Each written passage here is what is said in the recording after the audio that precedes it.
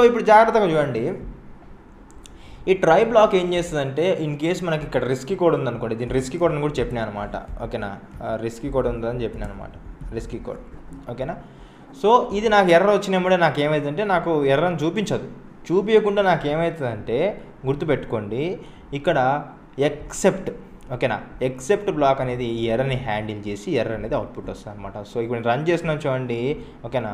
So ఇక్కడ చూడండి, ఇక్కడ నీట్గా మనకి ఎర్రర్ అని వచ్చింది, దాని తర్వాత ఆల్వేస్ అనేది అవుట్పుట్ వస్తుంది. ఎర్రర్ ఉంటే ఎర్రర్ అని వస్తుంది. ఒకవేళ ఎర్రర్ లేకపోతే ఏమవుతుందంటే, ఇప్పుడు ఎర్రర్ లేకపోతే, ఇక్కడ ఎర్రర్ లేకపోతే చూడండి, ఇక్కడ బి అని ఇచ్చాను కదా, ఒకవేళ ఎర్రర్ లేకపోతే ట్రై బ్లాక్ వస్తుంది, అదేవిధంగా ఎల్స్ బ్లాక్ వస్తుంది, అదేవిధంగా ఫైనల్ బ్లాక్ వస్తుంది. 3 అవుట్పుట్లు వస్తాయి అనమాట. సో రన్ చేస్తున్నాను చూడండి, చూడండి ఇక్కడ రన్ చేస్తాను చూడండి, బి వచ్చింది అవుట్పుట్, అండ్ ఎల్స్ బ్లాక్ వచ్చింది, అండ్ ఫైనల్ బ్లాక్ వచ్చింది, ఓకేనా, అర్థమవుతుంది.